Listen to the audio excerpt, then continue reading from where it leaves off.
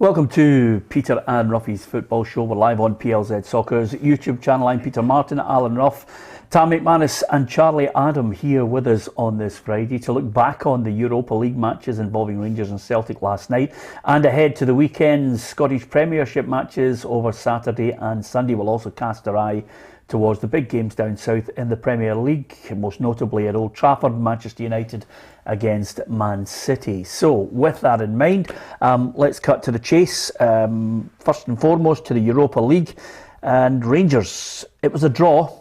It was a big disappointment, I think, on what they should have done to Brøndby. Ruffy and Steven Gerrard, I think, was maybe questioning the three players that he played up front from the start because they didn't give him what he wanted in the first 45 minutes. Yeah, and he didn't mess about either in changing it. Just shows you a sign of a manager who actually knows where the team's fallen down, because obviously when he did it, they picked up a bit. Yeah, I think it'll be disappointing if they get a win.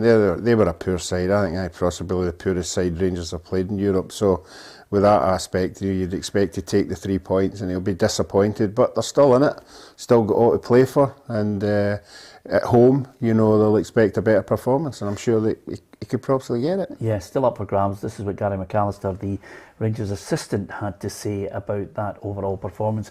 In the first half, we didn't show our style and we lacked quality on the ball. I thought the subs we made in the second half worked. Yanis Hadji came on and gave us an eye for a pass. Our destiny is in our own hands in the group. We have 6 points to play for, and it sets up an interesting evening against Sparta Prague in the next round of fixtures. We have a quick turnaround for Sunday. It's about getting back to training and seeing who's looking sharp. Then we'll pick the best team to play Ross County. So I think there was a genuine feeling going into the game, Charlie, that Rangers had found a wee bit of form. It was an emphatic win over Motherwell. And then they just kind of stuttered along in that first half. Yeah, and listen, it's very difficult to go away from home in Europe and and get a win, but what they showed at home against Brøndby, you know, you would have expected Rangers to win the game, but it's probably been the sign for Rangers all season. They've stuttered over the line majority of the season, apart from, you know, they fell behind again against Motherwell, but they picked themselves up. So he's looking for an impact on his players. It's good for Kent to be back involved now. I think he'll play at the weekend against Ross County, and you know, they look to win that, try and get into the international break with everybody, you know, fit, looking forward to the next game, the semi-final after the break. Yeah, getting players back is key, obviously, for Steven Gerrard, but the type of player coming back, and Charlie alluded to it there with Kent, it's the players that can do something a wee bit different, that can open up a defence and of course pick a pass, and Hadji took his goal well. Yeah, he did. I think it also adds competition for places. I think all managers are looking for competition, and him coming back in, you know, I don't think there was a right blend in the front three last night. You know, it didn't click in the first half, but as you said, Gerrard, you know, he didn't mess about. He made the triple substitution, and the guys come on, had an impact. I think that the little kind of cushion that they could have had by winning last night is gone. I think they've got to beat Sparta Prague at home. They've got to beat them. I wouldn't like to go to Lyon away. I know Lyon will probably have won the group by then and maybe rest a few, but I wouldn't like to go there because I think Sparta Prague would beat Brøndby. So I think if you can go and take 3 points from Sparta Prague and possibly get 4 points is enough to get you through it to finish second, but 3 might be enough as well. Yeah, you have a look at the group, Charlie. How would you assess it? I mean, I don't think Sparta Prague is. It's a must-win, that's for certain. But I don't think it's the easiest one.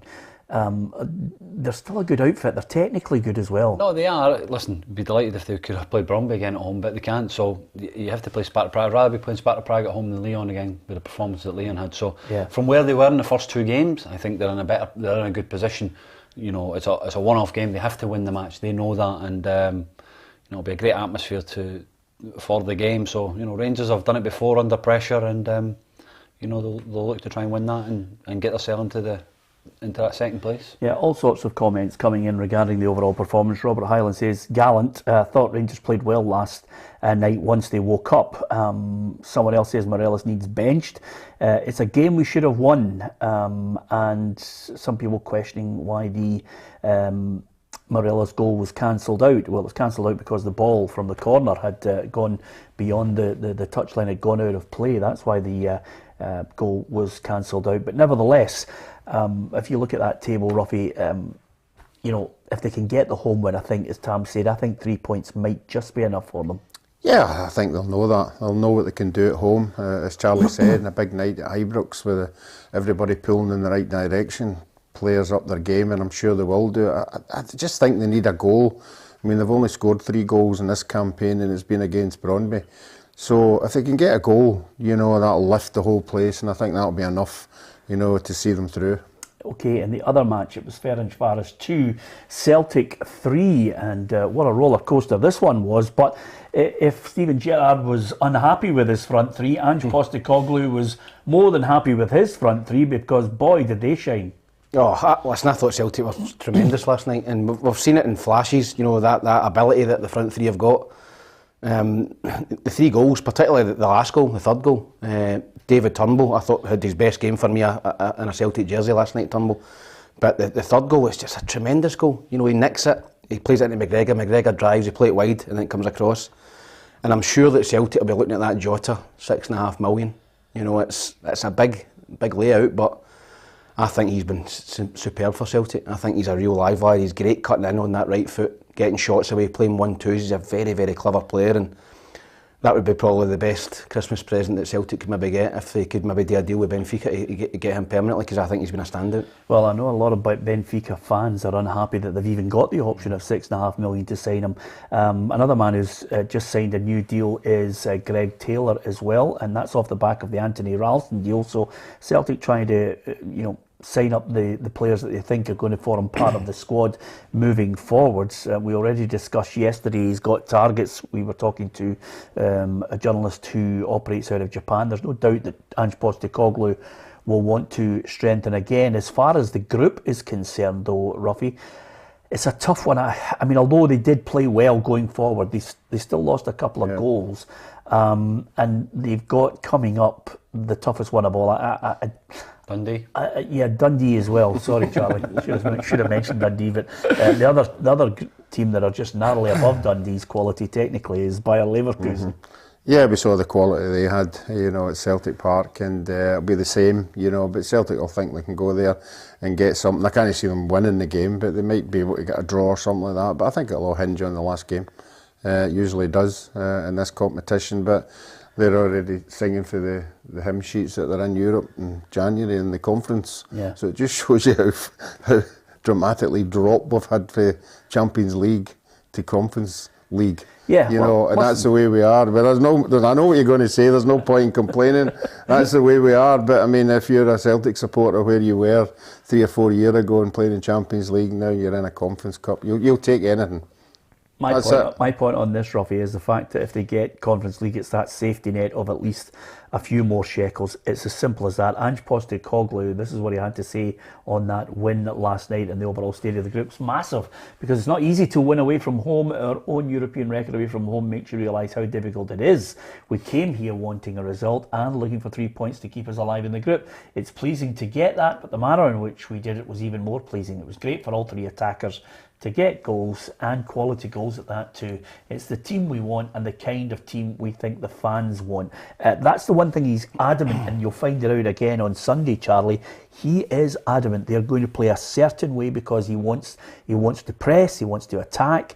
Occasionally it's that kind of fear of what can happen at the back end of it for some, but he thinks we want to play attacking football, and that's what the Celtic fans want to see, and that's his ethos as well. Yeah, and so they should.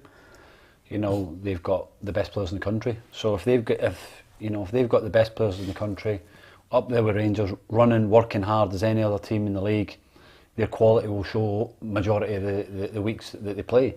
But he's come in, and everybody wrote him off, and he's got a way of playing. And they have, a style, and at the end of the day, it's starting to work and it's starting to click now. So everybody has to be wary of it. Listen, for us, it's going to be a tough game on Sunday because we know what we faced earlier in the season. But you just hope that they might have a little bit of a hangover from this European game, and you can try and get at them and cause them a few problems. They've got a few players missing through injury, and you've got to try and take care of that as well. Peter, I thought that the first goal for Celtic last night was... That's Celtic under Postecoglou. That's Ange ball, as the fans call it. They pressed high, they won the ball, they nicked it.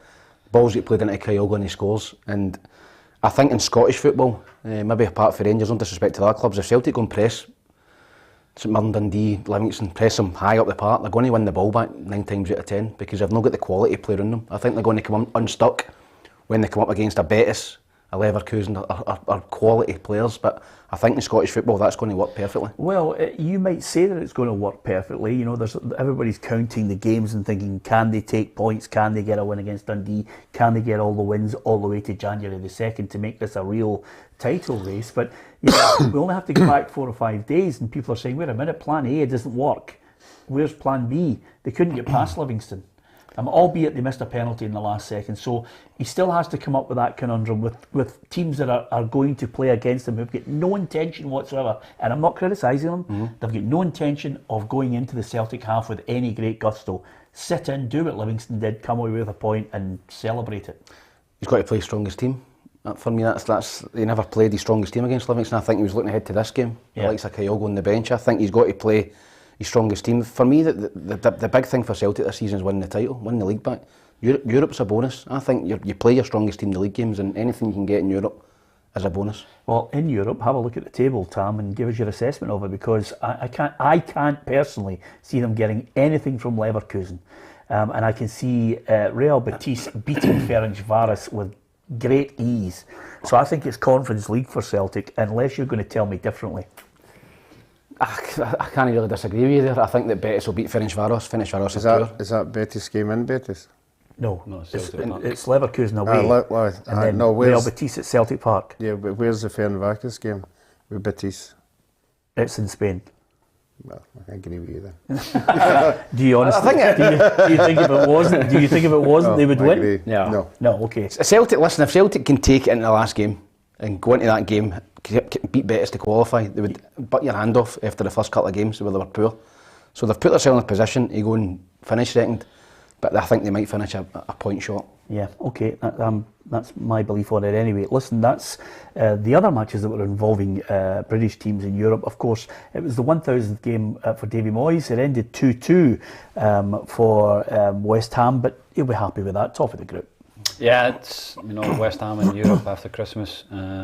It's something that they set out to achieve, and it looks like they're going to do it. So, I'd be delighted with that. And they're just been performing week in, week out. But there's a huge test for them now Sunday. They play in Liverpool, who, for me, are the top club in England at the moment, and how they play. And it's going to be a different challenge for them. But they're at home. They've definitely got a chance of winning it. Yeah. Okay. Elsewhere, Leicester have been poor this year in Europe. 1-1 with Spartak Moscow. They're third in that group with just one Europa League victory. And Antonio Conte bouncing around the trackside is what the Spurs fans are going to have to get used to. They managed a 3-2 win over Vitesse Arnhem. And I think that'll please the Spurs fans, who clearly are getting excited about their new manager.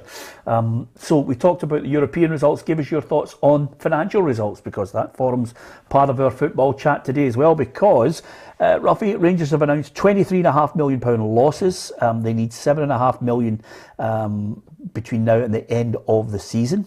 And it's the 9th consecutive year that they've announced losses. This time it's up 8 million from last year. Turnover's down 13 million, which the board puts down to the COVID and the pandemic, which I think a lot of clubs were always going to anticipate that. Now, I would say to you this, Ruffy, and I've obviously got to bear in mind, because we read out various messages from people who claim to be accounting geniuses, and I've lived through it in my days at Radio Clyde with ex-footballers who all told me this is what happens and that's what happens, when really at the end of it ranged into administration and liquidation. This time around, I think we're in a situation where, if you look at the figures that you can see up here, the key figures coming out of this Rangers situation, the key points from the Rangers figures, Rangers obviously losses of 23.5 million, 17 million spent on transfers, 5 million on renovations. Revenue, as we said, down 13 million. And they relied on 21 million from directors and existing shareholders. They borrowed 3.2 million in government loans for the COVID, and they've got to get that 7.5 million. Douglas Park has mentioned that financial stability is on track for 2025, and they do have, for the first time in a while, a bank that will give them credit. Yeah, I mean that seems to be the way clubs work just now. I mean the top clubs are quite happy to go into debt as long as they're successful on the park, you know, and you can continue to do that, and the supporters will be right behind you as long as you're doing it on the football field. But as soon as you stop doing it, then that's when they start asking questions, and the questions aren't there for Rangers just now because they're top of the league and they're in Europe and everything. But there is a time when it's got to stop.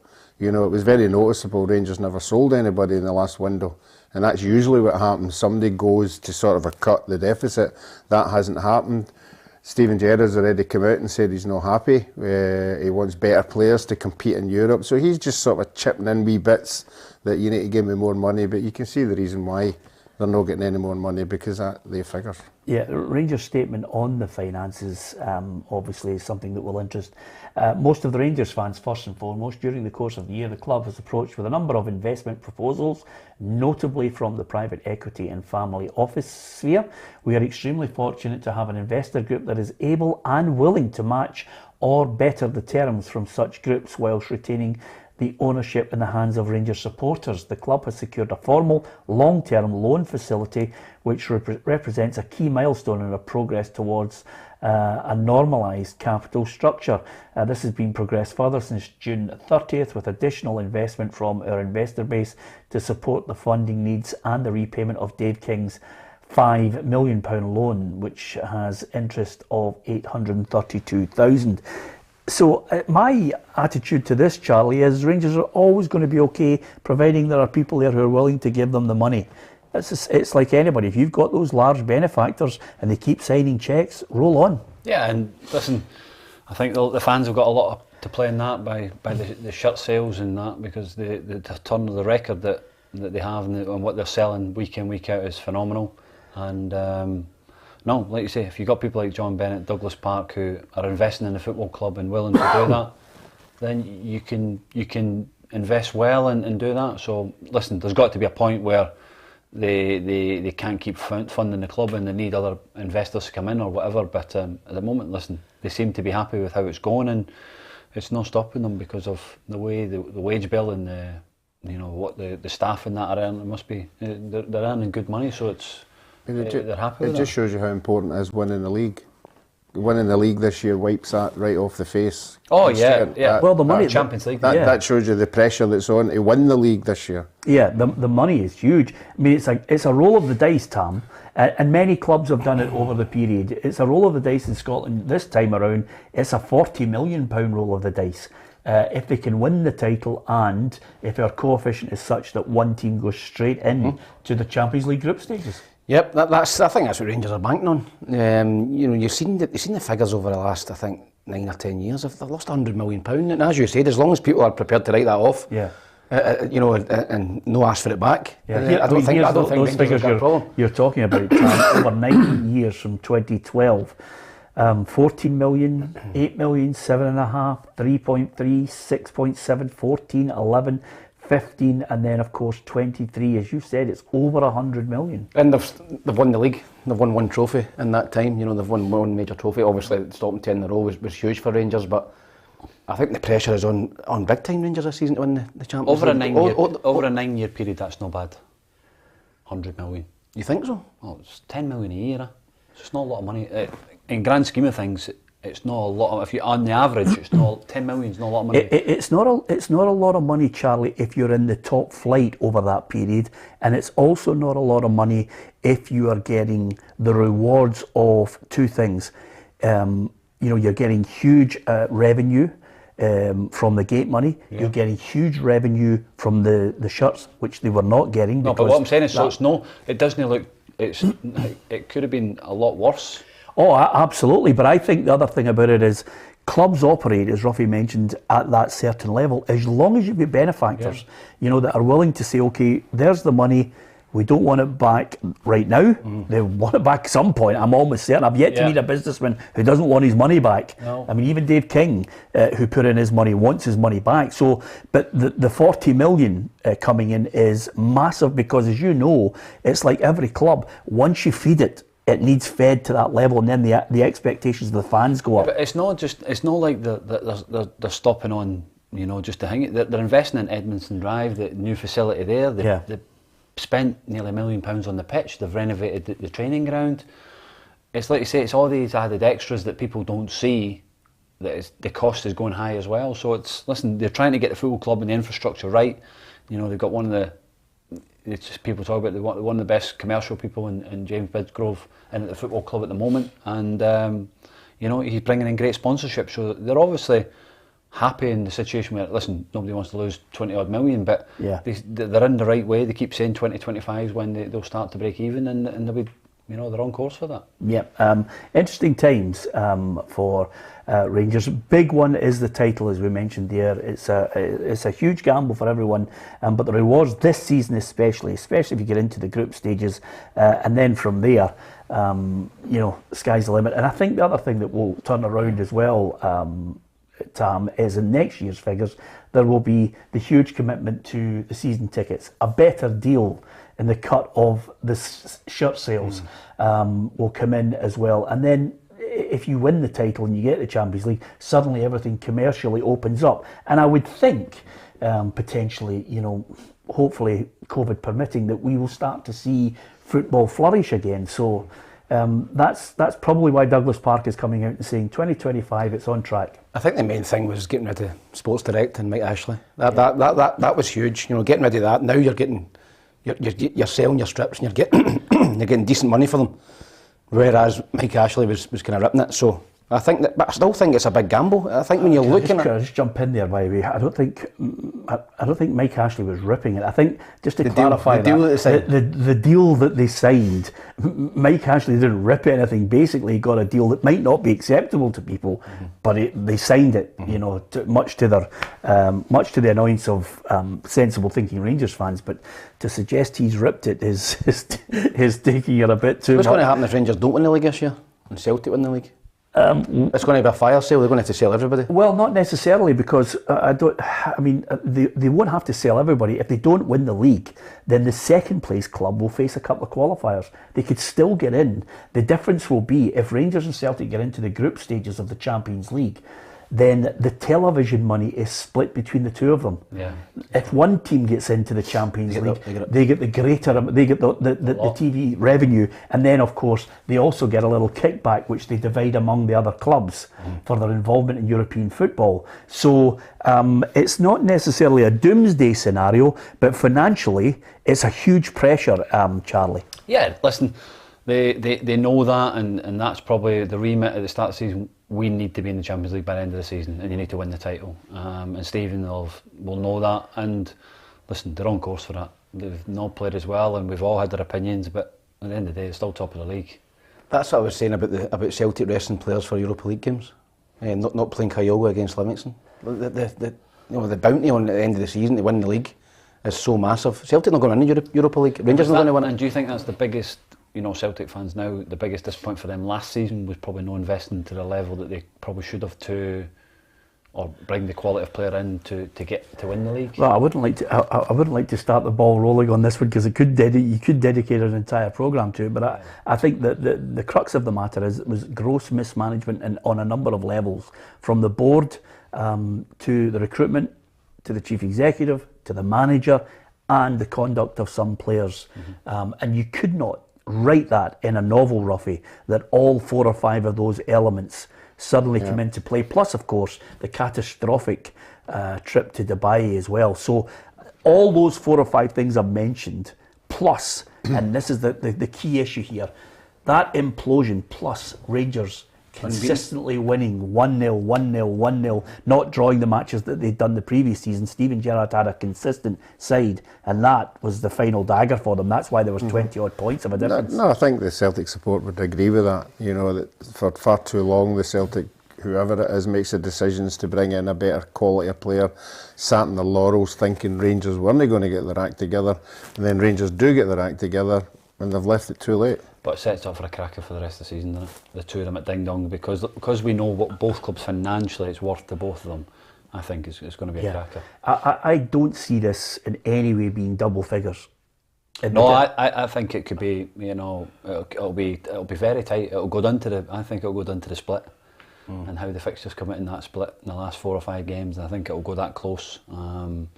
But where I think Rangers will invest in January as well, so that'll be added as well. So they'll. I think there's enormous pressure on them to invest in January. Yeah. You know, I think there's by January they really have to somehow come up with. Never mind the $7.5 million.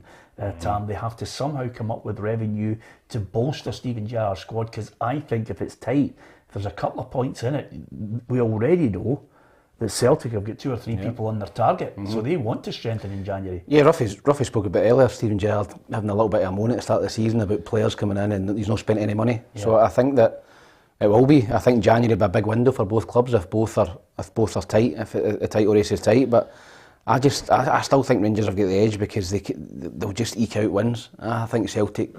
Celtic play well. They look, they're flashy. They look good. They'll win 3 and 4. Can they beat Livingston 1-0? Yeah. No, I think Steven Gerrard's point was that if the board want him to do well in Europe and get the money, he needs to get them better players. He needs to get them money to buy better players to do better in Europe. Yeah. I think that's what the point he was trying to make. I think he's quite happy with the players he's got for our league. But if the board are saying, look, Europe's the place we're going to get the money, what he's saying is, well, if that's the case, give me more money and I'll buy better players. Yeah, there's a big debate going on. We always like to pick who we think's going to win the league at the start. It's all guesswork, really. And we look at and assess the type of players that are brought in and how they perform early on. But you might have to reassess it once we all look at January and we see the strength of who pushes the boat out, how close the two of them are. Then that's really going to determine. I think the break is absolutely crucial, as you mentioned, Charlie. As far as this weekend's concerned, both of them will play on the Sunday. It's Rangers against Ross County. We thought they were starting to pick up and maybe go through the gears, Rangers, and then suddenly you get a performance like last night that the manager's not that happy with.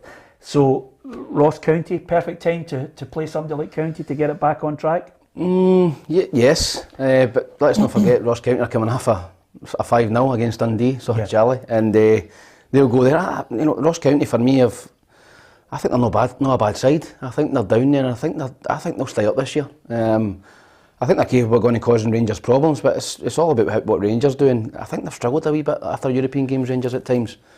Coming back, I think they'll win the game. But I think it'll be narrow. I think I've went for 2-1 to Rangers. Yeah, it's funny actually. You've gone through what I call the Ruffy syndrome there, Sam, which is quite unusual. Which is clap, clap, clap, clap, clap. Build Ross County up, bang, 2-1 Rangers, which is fantastic. No, I think it'll be a tough game for Rangers. I do. I've gone 2-0 Rangers against Ross County, Ruffy, and of course I think the key issue here is Kent, because I think Kent, coming back, if he can get some of the form back, he offers them something different. Yeah, he's a big player, there's no doubt about that. We've seen what he can do and he'll have something to prove. He's been out for a long time. He'll want to come back and show everybody what they've been missing. And I think it's an ideal game for them to come back. It's an ideal game for Rangers, particularly at home. If it had been up at Ross County, I might have agreed with Tam a wee bit. But no, I think Rangers have got far too much quality and they'll win 3-0. Yeah, okay. Every now and then I like to read out some of the messages that are posted, and Jonathan Doe is up there. He says Rangers will win the league by more than double figures. Wow, what, treble figures? Wow,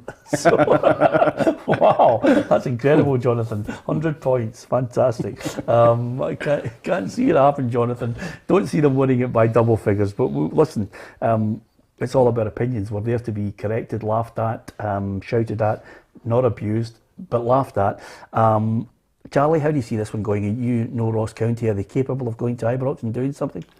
They are, but no.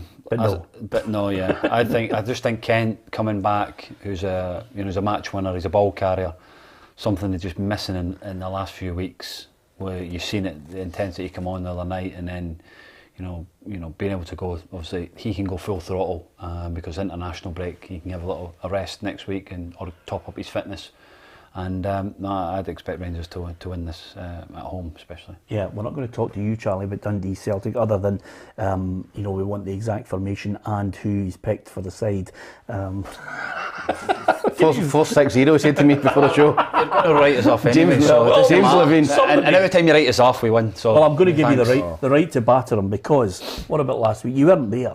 I mean, don't get miffed. I wasn't there. No, but you weren't there on Wednesday to give him pelters. Yeah, no. Because I took them against Ross County. I know. So I was upset. So you'd have got you inside. Well, to be fair, but nobody had gone for Dundee against St Mirren. So you've got the right to get fire back, Charlie. You've got a brilliant 3 points. No, listen, we knew it was difficult. We were in a good run of form, and we played well. Got the goal early, and nullified them really to not much, and we deserved the win. So the wee boy took the goal well, didn't he? That was a good strike. Just calmly just into the bottom corner. Goalie probably could have done a little bit better, but no, delighted with that, and we move on to Sunday. Another big challenge. Celtic will bring a good crowd, and looking forward to it. Good atmosphere. Yeah, absolutely. Good to see fans in the ground, obviously, but a great atmosphere as well. I don't know how many fans of Celtic are allowed Celtic there. probably pulled 2.5, maybe 3,000. Yeah, All behind that away stand. Yeah, absolutely. And maybe in the main stand, a little bit in the main stand as well. Is that right? So not behind a pole, behind. They'll be behind the poles. Yeah, but an ice cream van in front of them as well. Possibly. Yeah, absolutely. It's going to be brilliant. I'm looking forward to it because I always love these games because I love to see the noise ups from Chaz. He's absolutely top. If I think of, we need to come up with our top 5 noise up merchants in Scottish football. Scott Brown obviously is in a league of his own. Yes. Charlie's up there. No chance. Oh, you love a bit of sledging. You love I noise love up. it, a bit of fun and a laugh and a joke, but I don't like noise. But I'll not noise anybody up. Yeah. What about the Aberdeen game? What? Did you not have a wee noise up there? In Ferguson, Somebody talking on the pitch. chat. Yeah, that's what's Simple. good about it. I like that. Don't do it off the pitch. Do it on the pitch. Yeah, I like that. But bad performances. Give me 3 other players, Give me 3 other players, Tam. 3 other players that are a right good noise up. 3 other players that are a noise up. Oof. Can you think of? Check Charlie was Ian one. Black. Well, our producer Anne has just said. I get sent off in my first game for Dunfermline for standing on his Black's not playing. I'm testicles. talking about now, and our producer Anne just said, "What about Naismith, Stevie?" Naisy was great. Little angry man, eh? Angry man in the park. Aggressive wee man. Yes, Aggressive, I like aggressive Naisy. man. I like Naisy. I love his attitude to it. Like that, if I was playing Lee Griffiths would annoy me. The way he What, goes just about. in general? Probably scored against Just the you. way, no, just the way he Yeah. goes about. I don't know. I don't what think it is. he's. I don't think. I don't think he's going to go up. I don't like players who go up and say things to players that are bang out of order. Oh, like, you're a big soft. could you I come know. and do my gardening in the morning or things like that? I'm not into that kind no. of stuff. Well, I must The admit, Celtic players back in the day were like that. We played Celtic at. We got a couple of downs off them. I think we could beat 6-0 at That Parkhead. team, Martin O'Neill's team. Aye, Chris Sutton and Alan Thompson. Well, Company. disrespectful to us. I think the story was that I think it was Sutton or Thompson because Bruni was playing for Hibs and it was 5-0, 6-0 and they were all A's at Parkhead and Bruni was still charging about. And one of them said to Bruni, "Hey, calm down, me man." He said, "I'll tell you what, you come and do my the grass from the back of my gear and I'll give you 500 quid." And Bruni says, "Deal, because I'm only on 200 at Hibs." He was on 200 quid at Hibs. What was it? Did Roy Keane though say somebody at Clyde when they played Clyde? Bellamy was another one. Bellamy said it to something. the big boy Kenneth at Dundee United.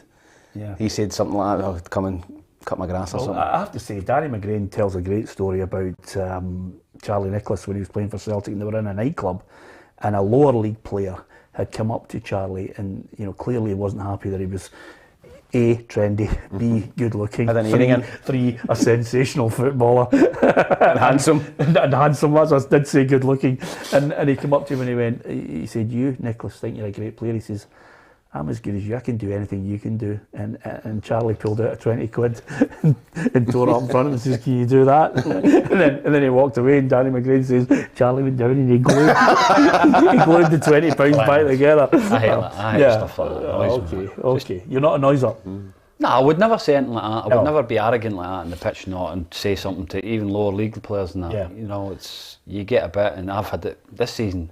People think you're arrogant and that, but I just give him a bit back and just tell him, "Listen, can you lace my boots?" Yeah. So that's how we deal with it. It doesn't like anything arrogant. It's just he's some boy to Charles. I'd never cash anybody off. He's not I think talking that's about money. the worst thing I've He's ever not talking about cashed money, off. aye. I think He's not that. talking about But I've money. heard a few boys. Oh, yeah, aye. Arnautovic was brilliant at it. He used it all the time. At Stoke? Aye, we played lower league. We played Rochdale in that net, like Carling Cup, and he'd be cashing lads off and that. The Bentley's out there and that. It's just.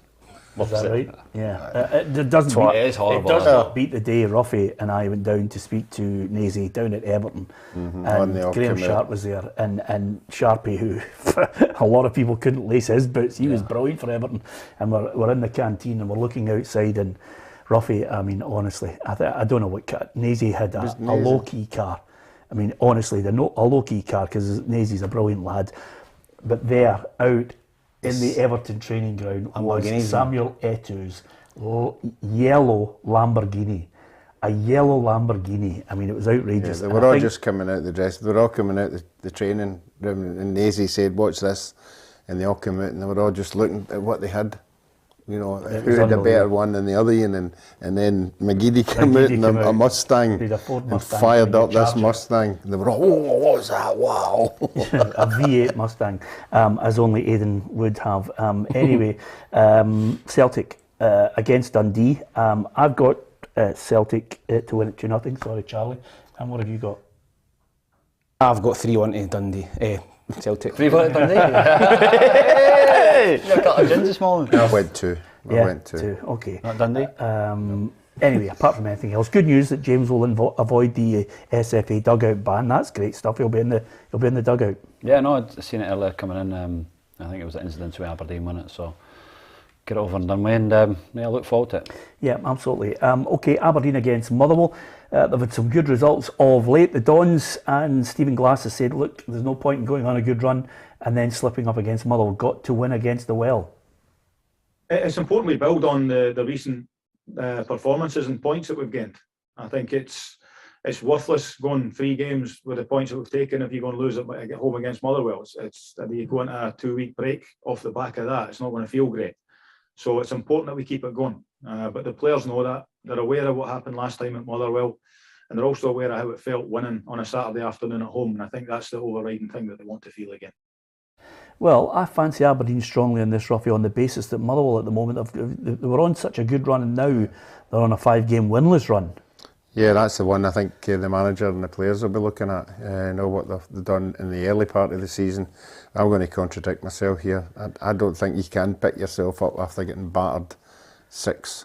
But Charlie proved me that is the case, that you can turn it around the next day, but I don't think Motherwell are good enough to turn it around, and I'm going to go for Aberdeen. Yeah, if you say you're contradicting yourself here, is that because you've changed your score from the predictor? No, you're sticking with it. No, what I'm saying is, I always have a theory, the previous week, if you lose 6 goals, it's going to be difficult for you to get away from home, particularly to Aberdeen, who are on a run, to turn that around. But Charlie proved me wrong with that statement, because they get thumped by Ross County and went to St Mirren one. Yeah, so okay. It doesn't work all the time. 2-0, what have you got? I've got 3-1 to Aberdeen. I fancy Aberdeen strongly. I think Aberdeen have turned the corner. I think that I think a wee bit of confidence up there. And I think that Stephen Glass was telling me on the phone. Yeah. Are you talking to him? Yes. Are you feeling better? I don't think there was ever any panic for Stephen up at Aberdeen. I know there was a lot of pressure for the outside, but for me, he's got a process. He's got a way he wants to play, and I think it was always going to take time to get results. I know, listen, in Scottish football, in general in football, managers are judged instantly. It wasn't as if they were sat bottom of the league, further behind everybody. They were still in the, they'd won a couple of games, and they were going through a bad turn. But yeah, Charlie. 7 points.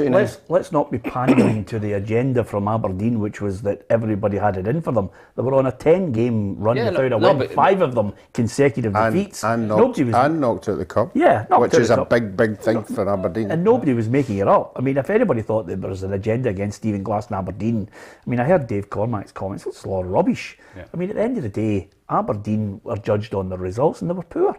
They couldn't defend, couldn't keep the wins out of a close. Well, now they've moved Scott Brown back into centre back. It's made a difference in it, and fair play to them. They had picked up a couple of decent results. Obviously, that draw at Ibrox as well, and the wins. But I'd fancy Aberdeen at home against Motherwell. Yeah, Brown's far more effective in the middle of the park. He came on. He was in the back line last week, and then moved back into the midfield in the second half, and that's how they got back into the game against Hearts. I just think that they're struggling at the back. Aberdeen, they've got about 3 or 4 centre halves out injured, so I think he's going to go from kind of sweeper, kind of in the middle of the park. But Bruni can play anyway. He's still got plenty in the tank. Yeah, okay. I am going to. Oh, I don't know where you're going tomorrow, because obviously the Hibs game is off, and we're going to look at Hibs' schedule coming up shortly. But I'm going to Tynecastle tomorrow. Just you love an Edinburgh trip, don't you? You love it. You love an Edinburgh trip. It's not Hibs, it's Hearts. It's yeah. Listen. At the end of the day, come for the East. Hearts Dundee United, a good game. How?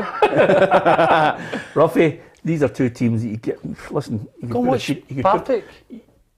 Listen, at the end of the day, He's not going to wind and dine fan budget party, is he? I can't get into the box with him. Ruffy is only my. Got his own suite there. No, Ruffy, you've got to understand you've got to understand the mechanics of this. Ruffy and I are great pals for an hour, and then he goes away and does his own thing with his best mates, and they all hang about together. This is I've seen them. this is turning into a kind of a you and Cameron Ruffy relationship now. He picks all his mates for the tennis. Come on, goes to the golf. tell the guys the truth. I invited you to the boardroom, and you came to the boardroom, and you just feel a wee bit uneasy when I don't like going into the boardroom, Charlie. You don't? Once you get a journalist in the boardroom, they feel uneasy, you feel uneasy, and there's a kind of an us and them scenario where their backs up a wee bit, and I don't like being in that area. The only reason that was enjoyable that day I was in the boardroom was Gary Locke, because Lockie and I are pals, and he came up and he chatted to me and made me feel at ease, but the rest of them are on edge. And I don't think the boardroom's the place So you prefer hospitality at Tynecastle? Oh, hospitality would be all right, because I've got a good few mates who like going to Tynecastle hospitality. I'd be happy with that. But I'll be in the press area. Hearts Dundee United is a good game. It's a good game. Two good sides. I don't know about you, Charlie. I hope Suter stays. They're trying to get him on a new deal. Yeah, but it's going to be difficult to get him on if he's playing well, and other clubs are interested. It's going to be difficult. Surprised on the Scotland squad. Yeah, which is. I thought he might have a wee sniff as well. just an opportunity to be in and around it, to see what he's got. But obviously Steve's seen other things, and he says this is a period for loyalty and consistency in selection. But that's always been like that. He's always been that to his players, unless there's maybe a defensive crisis. But Hanley's out, so I thought he might have brought him in. Just to have a look at him. He's obviously not been in and around it, and had a couple of long-term injuries. Just to even have a look at him. Hanley's just pulled out, so it might still get called in, you never know. Yeah. The other thing I was just about to say to you is thanks to Gordon McLean, who says, "Is Dundee too far for you, Peter?" That's what I like. Don't come past Perth this lot. No, that's not true. Listen, I do. You'd be hard pressed with these two characters. Anybody other than you're getting paid for. No, I was going to say Dens Park is one of the places I love playing at, and I love watching when the stadium's full. I think it's a great stadium. Yeah. I really do. I'm not. Absolutely. Was Alan Gilzine playing the last time you were in Dundee? No, and the park was always in fabulous condition. Yeah. Big pitch and all. Yeah. Too big. Absolutely. It's too big. You played for Dundee. I was there with Big Bobby Mann was there, and we were shooting up the slope. Big Bobby was nearly in the stand. He was that deep. It's a big part. There's a slope. Aye, Charlie, he's sitting there. I'm going to go for Hearts to win 2-1. I think I went for the same, Peter. I think I went for a Hearts win 2-1 or 2-0. Yeah, Ruffy? I think I went 2-0 Hearts. Yeah. How are you going to call this one, Charlie? Draw. Yeah? Yeah. Okay, interesting. St Johnstone against St Mirren. This one's a tough one to call. I've only got a goal separating them. St Johnstone 1 point behind St Mirren. They're in 9th. I'm still waiting for St Johnstone to click really this season, Ruffy. I'm not sure they have. And as far as St Mirren and Jim Goodwin, he's just saying, listen, we know the way we play and we're going to keep on doing it. It's not a great deal. I think we need to change from it. We don't need to make wholesale changes. We've been playing very, very well of late. That's the first game in a long time we've failed to score. So hopefully this weekend in Perth we'll get back to scoring goals and back to winning ways. I'll get St Johnstone to win 2-1, Ruffy. So far, I've got 2-1, yep. I'm sticking by my big pal Xander, now he's a Scotland squad, thanks to me. Oh, you absolutely battered the door down for him. Yeah, he did actually. Yes. To be fair, he wanted him to carry the hampers. But I was right, he did I? He missed that on Wednesday. He says Scotland should take 4 keepers. I know. I went, what? I was going to reply. He says, just need to play it and to train just to be there. And I was like, what? As if he's going to go there. Just no dating. Well, anyway, he's there on merit. Yeah, it's nice to see the Scotland manager buckled to my expertise. Yes, yeah, absolutely. At least he's listening. Yeah, okay. Did you? I went for 2-1 to St Johnstone as well. Charlie? I think St Johnstone will do. St Johnstone, okay. Livingston boss David Martindale has appealed a 1-game ban for the red card against Dundee United. He was accused of swearing at an official. I don't believe that for a minute. I mean, honestly, who gets a ban for that? Everybody be getting a ban, wouldn't they? It's absolutely outrageous. He's going to fight his case on December 2nd. People getting bans. A little blow, Ruffy, I have to say. Grant Hanley news today. He's out with a groin injury, 2 to 3 weeks. He's going to miss the double header. If I'm talking about centre halves, we don't have a huge amount to call on. That's a blow for me. Yeah, at this stage of the campaign, you don't want to be starting chopping and changing. It gives the manager something else to think about. Obviously we saw McTominay back there. Tierney's got a wee injury as well, hasn't he? I don't know how bad that is. Yeah, he's struggling to play for a couple of weeks. So, it just gives him a problem. I wouldn't think it's a major problem for the first game, but certainly for the second game, if we need something out of that game at Hampden, you want everybody available. Yeah, absolutely. I'm going to read out a few messages that have come in. Obviously, the one thing I always say to people is if you download the PLZ Soccer app, you get all the latest breaking sports news, and over and above that, you can, in the submission section, just type in some messages and it'll drop straight in to our message board here, and we can read out what you've got to say. It also means you can watch the programme at your leisure on your phone anytime in podcast format, or indeed watch it on the video Can as well. I say something about that, Peter? A couple of my friends who were watching it, it sort of had dropped out and they were struggling to how to get back in again. I don't know why it would drop out. I'm just if you could give them some advice. Is that the live show? Is that watching the live show? Watching it live on your phone? Yeah. Yeah, it must have dropped. It must have been their signal, Robbie, because All right, so they just check in again. Just click in again. Simple as that. Does your friends get Nokias or do they get actual iPhones? Is there a Nokia 3310 from 1984? What they've got. Is it the one where there's just a wee snake moving in a man like that? She just says she can't get it back. I think. And you're dungeon again. There's no signal. Anyway, apart from anything else, Ruffy, it just automatically Keeps getting better, doesn't it, Peter? The app just keeps getting better. You just click in, you get all the latest news, and of course you get the football show live. Indigo Communications. On your phone with Indigo Communications as well as our sponsor. Top company. Top company. Any Mags, mobile phones out there for us? Yeah, it's only a Good matter rates. of time. Mags says, I think it could go down to the wire who wins the Derby game, she thinks, for the league, which is interesting. And over and above that, somebody says, Billy says, Peter, Mark Haitley once said, I've got a Porsche in my drive, and the Motherwell centre half replied, I've got 2 ton of red chips in mine. which is fine. Billy, I'm happy to read that. There's lots of people who are obviously offering their thoughts. Jim McKinnon says, I think it'll be 3-1 to Rangers. I know no clean sheet, but a win for Rangers. And I think more than a few people talking about it's going to be a coupon buster this weekend, says David. Rangers, as a Rangers fan, I'm looking for a favour from Charlie Adam and Dundee this Sunday. The Dens men beating Celtic. It's a big ask, to be fair, but he has asked you, Charlie, so I think it's only fair that... We've done it for ourselves. We need the 3 points to get up the league. Yeah, absolutely. Okay, looks as if Eddie Howe could be heading into Newcastle. I hope he doesn't string them along right to the very end and then he decides he doesn't want... Too far away from home. Well, or This is closer than Celtic. Yeah, or it's cold, or maybe he's not happy to spend maybe 250 million to build a side. I think it's a sensible decision from them. Yeah? Yeah, I think where Newcastle is at the moment as a football club... Keep them up. I know he has to keep them up, but he's always had that experience of being with Bournemouth near a relegation zone. Unai Emery's never been near a relegation zone, so I don't know what he would have brought to the football club.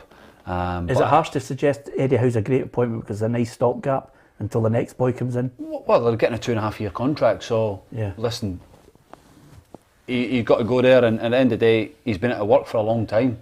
I think it's 2028, last 18 months or so he's been out of job, so you've got to try and take it. It's a big club, great fan base, probably go and spend 50, 60, 70 million in the January window to improve the team. And no, I think for Newcastle, as new owners coming in, I think it's a good decision because he knows the league, knows every player in the league, and supposedly in his talks he come across very well and seems to be getting the job. So fair play. The thing about Newcastle is I was looking at the league table this morning. They're 6 points adrift in relegation zone. They're second bottom of the league, and I was looking at their fixtures. They've got Burnley coming up, they've got Norwich coming up, they've got Brentford coming up in the next 3 or 4 games. So they need their manager in now, and they need to try and first and foremost get away for that relegation area. Yeah, here's his record anyway, which is always interesting. As Charlie mentioned, he's been out for quite a while, Eddie Howe, and overall 545 games, 228 of them he's won, 114 drawn, Ruffy.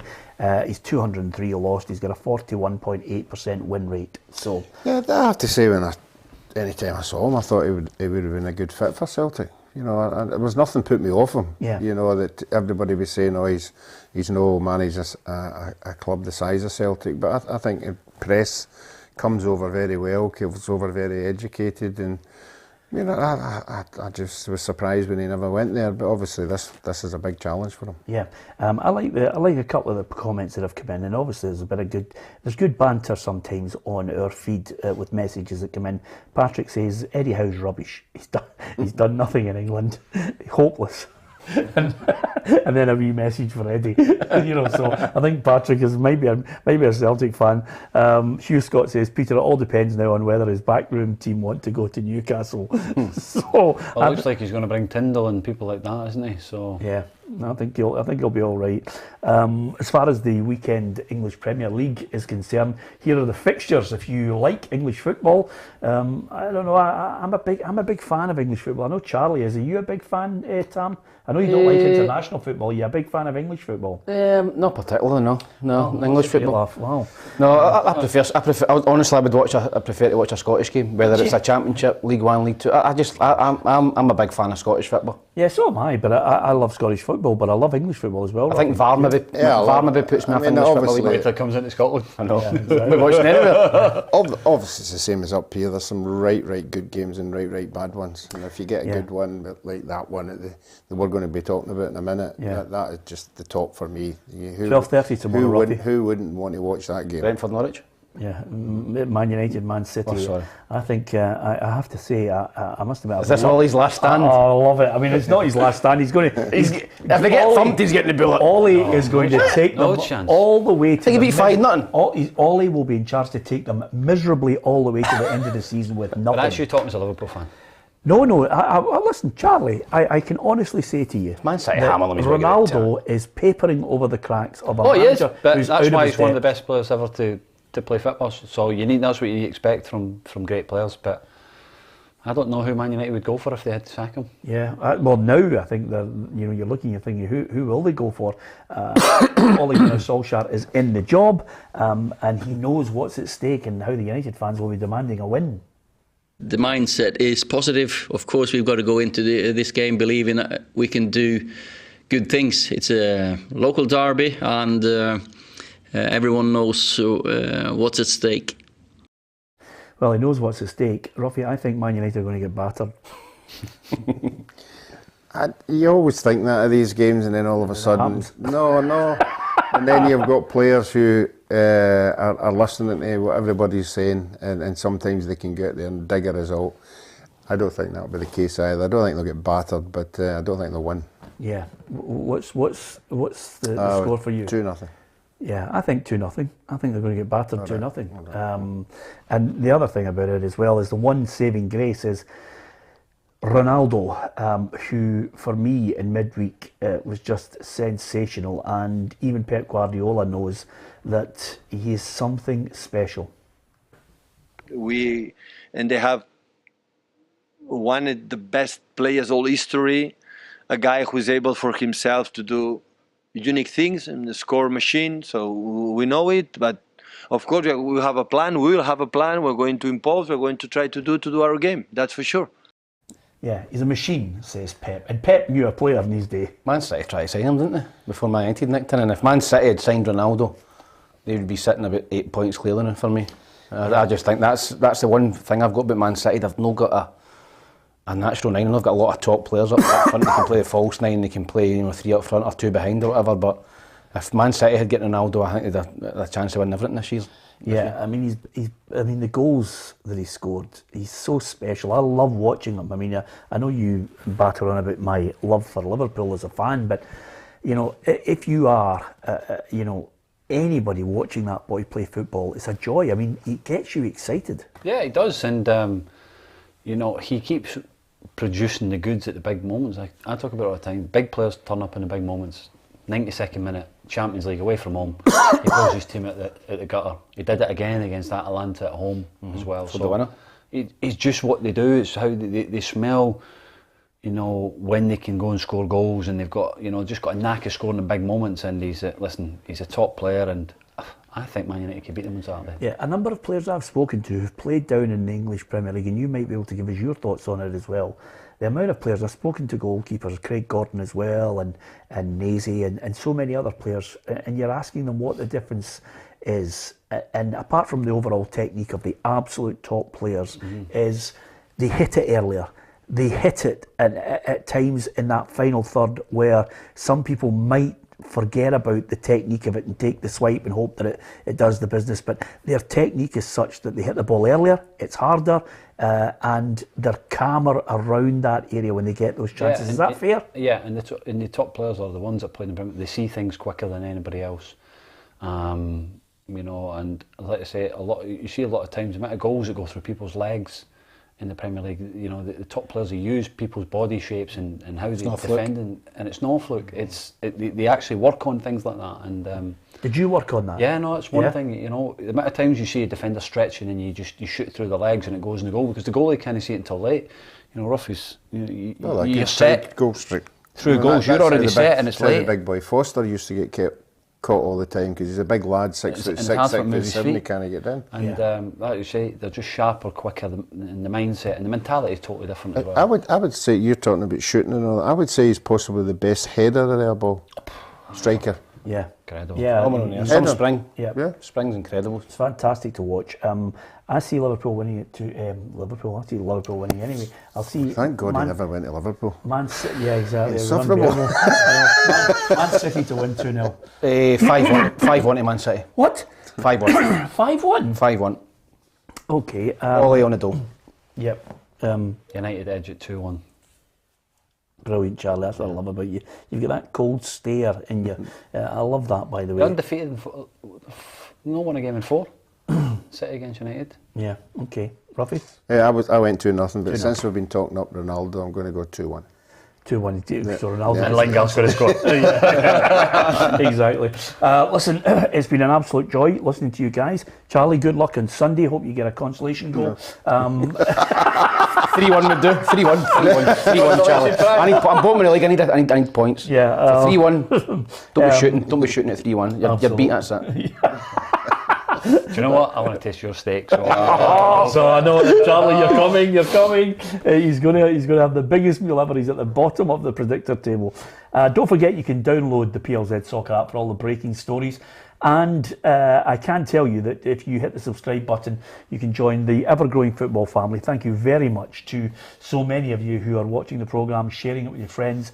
And we're now exclusively on YouTube, so I hope you hit the bell as well, and you'll get the notifications of all our unique content. We've got some fantastic one-to-ones coming up over the next few weeks that I think you are going to enjoy, as well as, let's not forget that right now a lovely feature on McTears and the sporting auctions.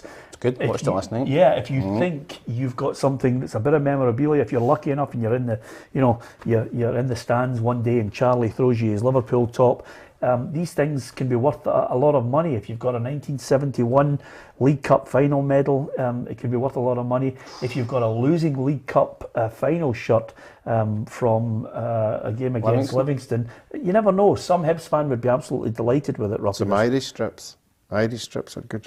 Right. Yeah, City, Limerick. You've got, but see, before we go, it's a great feature to watch. It's on auctions.